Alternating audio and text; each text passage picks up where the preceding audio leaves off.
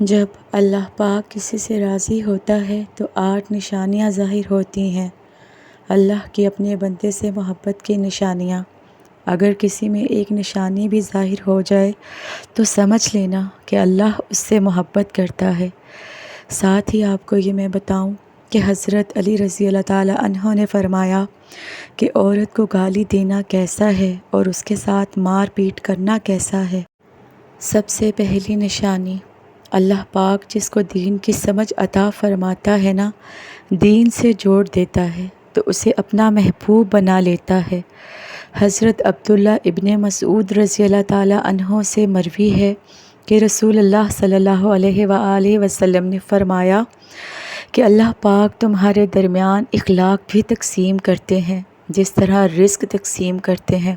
اللہ پاک دنیا اس کو بھی دیتے ہیں جو اللہ پاک کا پیارا ہو یا نہ ہو، لیکن اللہ پاک کی سمجھ اس کو دیتے ہیں جو اللہ پاک کا محبوب ہوتا ہے۔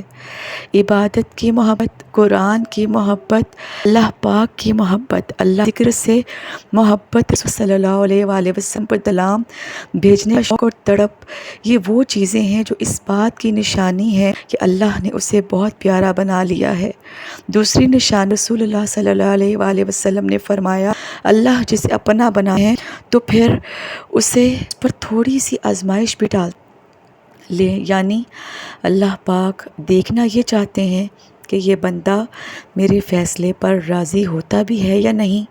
جو راضی ہو جائے اللہ پاک اسے دنیا میں بھی راضی کرتے ہیں اور آخرت میں بھی راضی کریں گے انشاءاللہ۔ جو اس وقت بوکھلاہٹ کا شکار ہو جائے کہ یہ کیا ہو گیا میرے ساتھ، میں تو نماز بھی پڑھتا ہوں، قرآن کی تلاوت بھی کرتا ہوں، پھر مجھے بخار کیوں آ گیا، میں تو دین کا کاربند بھی ہوں، مجھے کیوں فکر ہو رہی ہے، تو ایسا نہیں سوچنا چاہیے۔ حضرت بلال حبشی رضی اللہ تعالیٰ عنہ سے کسی نے پوچھا کہ آپ بڑی توحید کی باتیں کرتے ہیں تو آپ کو اتنی بری طرح سے مار کیوں پڑی؟ تو آپ رضی اللہ تعالیٰ عنہ نے فرمایا کہ تم بھی تو بازار جا کر برتن خریدنے سے پہلے اسے بچا کر دیکھتے ہو کہ مٹی صحیح طرح سے لگی ہے یا نہیں۔ بس اللہ نے بھی مجھے آزمایا تھا۔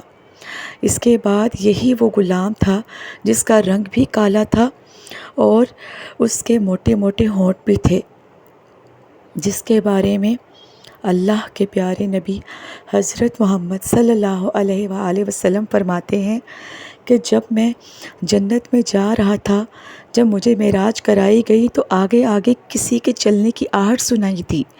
میں نے حضرت جبرائیل علیہ السلام سے پوچھا کہ یہ کون ہے؟ جواب ملا یہ بلال حبشی ہیں جو آپ کے آگے چل رہے ہیں۔ حضور پاک صلی اللہ علیہ وآلہ وسلم واپس آ گئے تو حضرت بلال رضی اللہ تعالیٰ عنہ سے پوچھا گیا کہ تم کون سا عمل کر رہے ہو یا تم کون سا عمل کرتے ہو؟ تو حضرت بلال رضی اللہ تعالیٰ عنہ نے فرمایا کہ آپ نے ہی تو فرمایا تھا کہ ہر وقت باوضو رہنا، تو میں ہر وقت باوضو رہا ہوں، اور جب بھی بے وضو ہوتا ہوں تو اسی وقت نیا وضو لیتا ہوں، اور جب وضو کرتا ہوں تو تب 2 رکعت نماز بھی پڑھ لیتا ہوں۔ سبحان اللہ، چلتے زمین میں اور قدموں کی آہٹ جنت میں سنی ہے۔ تو آزمائش اللہ کی محبت کی دوسری نشانی ہے۔ اس لیے اگر کوئی فکر یا پریشانی میں ہو، اس کا مطلب یہ نہیں ہوتا کہ پتہ نہیں کہ مجھے کیا ہو گیا ہے، پاک اپنے پیاروں کو ہی آتا ہے۔ تیسری نشانی زیادہ خوبصورت نشانی ہے، پتہ چل سکتا ہے کہ پاک کس سے راضی ہیں اور ہم سے محبت کرتے ہیں یا نہیں۔ اللہ پاک جب کسی بندے محبت کرتے ہیں نا تو اس کی طرف خوبصورت بدلاؤ لاتے ہیں۔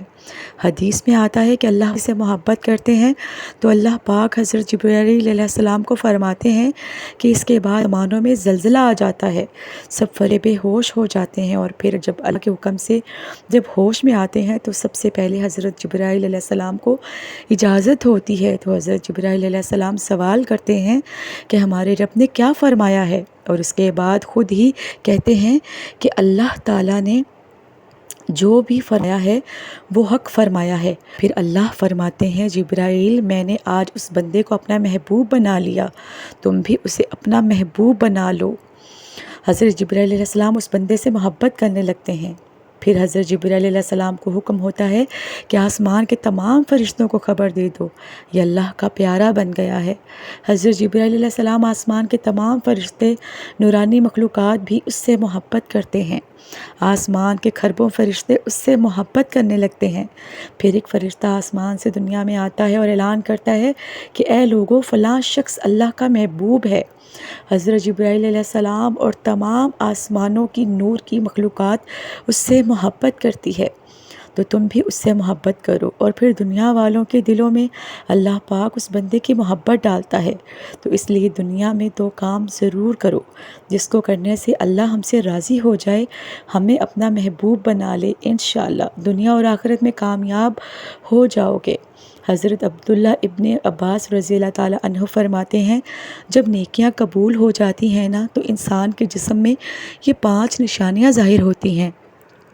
نمبر 1، جب انسان کی نیکی قبول ہو جاتی ہے تو اس کی وجہ سے اس کے چہرے پر ایک عجب سا رونق آ جاتی ہے، یعنی وہ انسان دنیا کے سامنے اپنی خوشی کا اظہار اپنا اور بشاشت کے ساتھ کرتا ہے۔ وہ ہر ایک وقت خوش رہتا ہے، بلکہ یوں لگتا ہے اس دنیا میں اس سے بڑا صبر والا کوئی نہیں ہے۔ لگتا ہے کہ اسے دنیا کا کوئی غم ہی نہ ہو، یہ خوشی ہر ایک کو نصیب ہوتی۔ نمبر 2، اس کا دل روشن ہو جاتا ہے، یعنی وہ ہر وقت اللہ کے وعدوں پر امید رکھتا ہے۔ اس کے پاس کچھ ہو یا نہ ہو، لیکن اس کے دل میں اتنی خوشی ہوتی ہے، اس کو کوئی پرواہ ہی نہیں ہوتی۔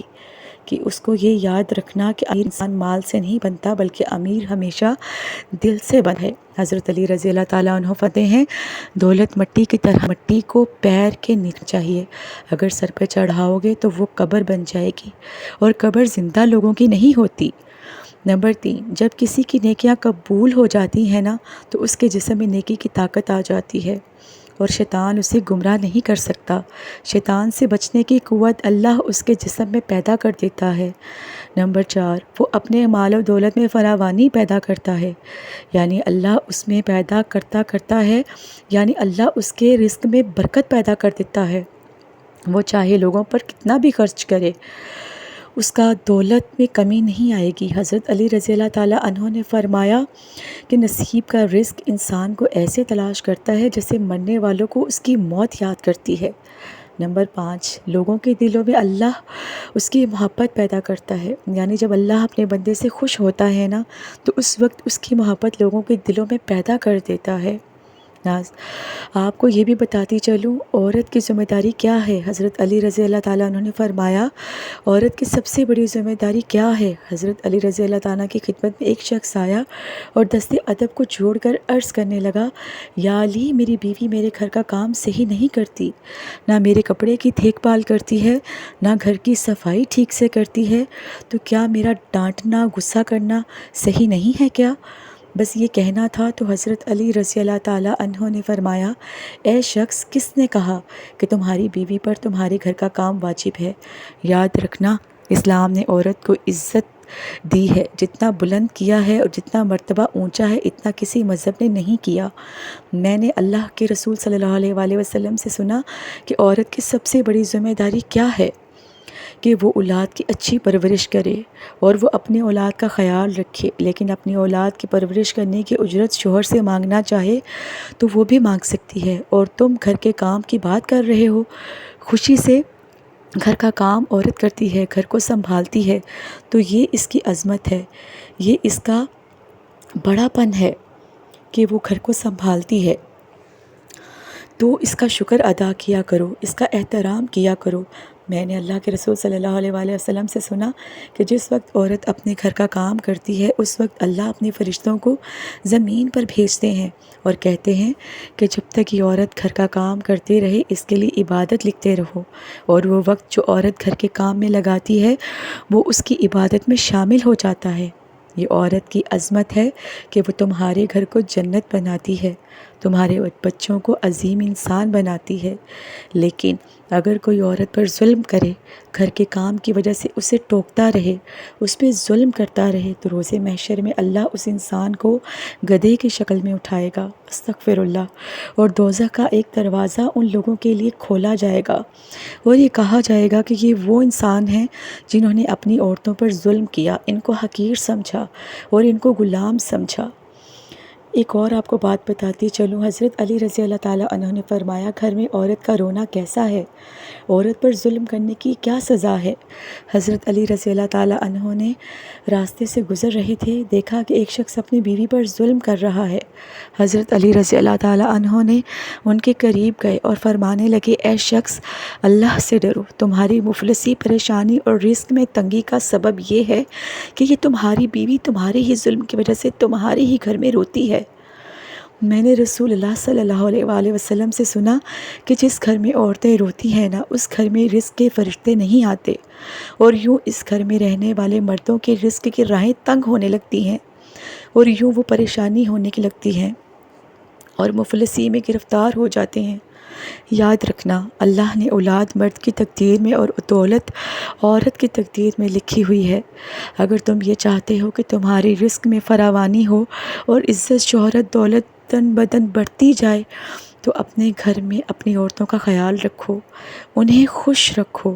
اللہ کے فضل و کرم سے تم عزت، شہرت اور دولت میں فراوانی پاؤ گے۔ ایک اور واقعہ بیان کروں کہ ایک مرتبہ حضرت علی رضی اللہ تعالیٰ عنہ راستے سے گزر رہے تھے، آپ نے دیکھا کہ ایک شخص اپنی عورت پر ظلم کر رہا تھا اور اس کی توہین کر رہا تھا۔ حضرت علی رضی اللہ تعالیٰ عنہ ان کے قریب گئے اور فرمانے لگے، اے شخص، یاد رکھنا، اللہ نے مرد کو طاقتور اس لیے بنایا ہے تاکہ وہ عورت کی حفاظت کر سکے، نہ کہ عورت پر ظلم کر سکے۔ میں نے نبی کریم صلی اللہ علیہ وآلہ وسلم سے سنا کہ جو مرد اپنی عورت پر ظلم کرتا ہے تو اللہ اس پر لعنت بھیجتے ہیں۔ تو اس نے کہا، یا علی، میرے نکاح میں ہے، میں اس سے جو بات کہتا ہوں یہ میری بات نہیں مانتی۔ تو حضرت علی رضی اللہ تعالیٰ عنہ نے فرمایا کہ نکاح کا مطلب یہ نہیں کہ تم اپنے لیے غلام خریدا ہے، بلکہ نکاح کا مطلب یہ ہے کہ تم نے اپنی نسل کو بڑھانے کے لیے اس عورت سے مدد طلب کی ہے اور تمہاری اولاد کی اچھی تربیت کے لیے اس عورت کو چنا ہے۔ اے شخص، جس سے بددلی کو سمجھتے ہو، جو مدد لی جائے اس کو غلام نہیں سمجھتے، اور جو تمہاری اولاد کو پروان چڑھائے اسے حقیر نہیں سمجھتے، بلکہ تمہیں تو اس کا شکر گزار ہونا چاہیے۔ یاد رکھنا، عورت پر ظلم کرنے کا مطلب ہے اولاد کی بغاوت۔ آنے والے وقت میں جو اولاد اس عورت کے جسم سے تمہیں نصیب ہوگی تو اس کے وجود میں تمہارے لیے بغاوت ہی بغاوت ہوگی۔ اللہ تعالیٰ سے دعا ہے کہ اللہ ہمیں دین حق پر چلنے کی توفیق عطا فرمائے اور ہماری اولاد کو ہمارے لیے باعث رحمت بنا کر بھیجے۔